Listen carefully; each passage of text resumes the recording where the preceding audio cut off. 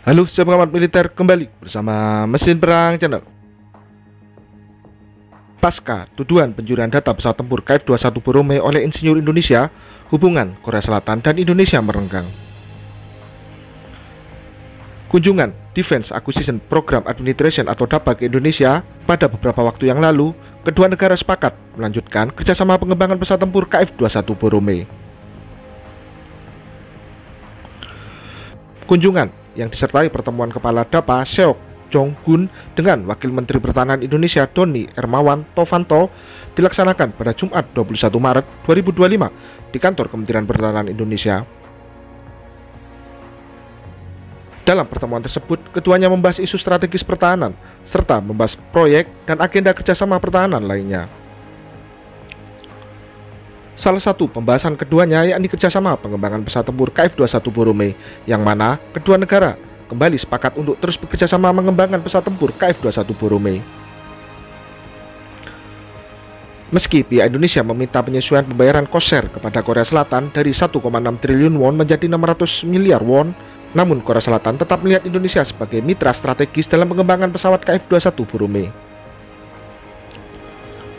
Dengan kerjasama yang terus dilakukan, Korea Selatan yakin bahwa proyek KF-21 Boromei akan menghasilkan pesawat tempur supersonik canggih pada tahun 2026 mendatang. Kemudian, Korea Selatan tetap berkomitmen bahwa Indonesia akan mendapatkan transfer teknologi dan model prototipe sebagai bagian dari kesepakatan yang ditandatangani oleh kedua negara sebelumnya.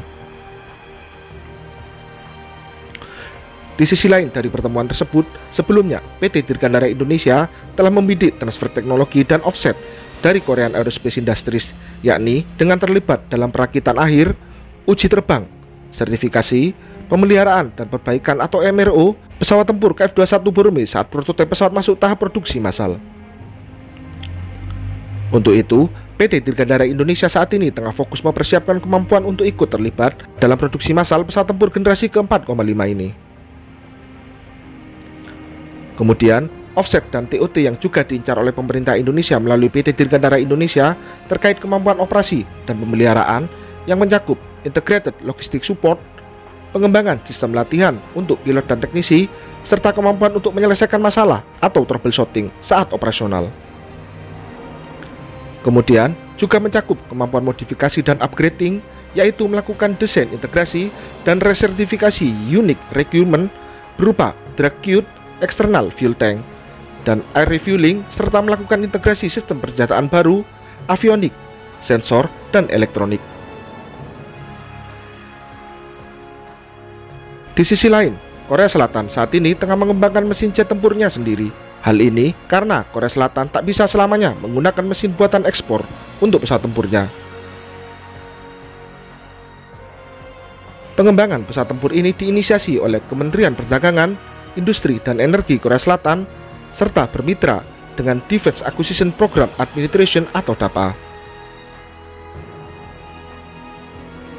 Kolaborasi yang juga mengajak Hanwha Aerospace serta Dosan Energy tersebut, DAPA sebagai pemimpin proyek berencana menginvestasikan anggaran sebesar 2, miliar US dollar dalam pengembangan mesin jet dengan daya dorong sebesar 16.000 pon ini.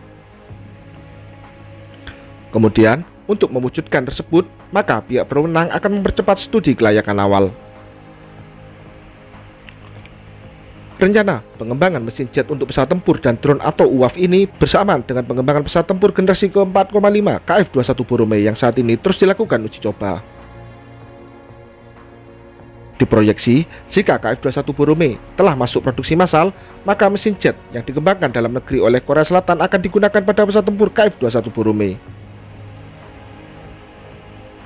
Terlebih, diharapkan beberapa tahun ke depan KF-21 Boromei serta pesawat tempur generasi berikutnya yang akan dikembangkan oleh Korea Selatan dapat memiliki mesin jetnya sendiri, sehingga tak bergantung dengan mesin jet buatan luar negeri.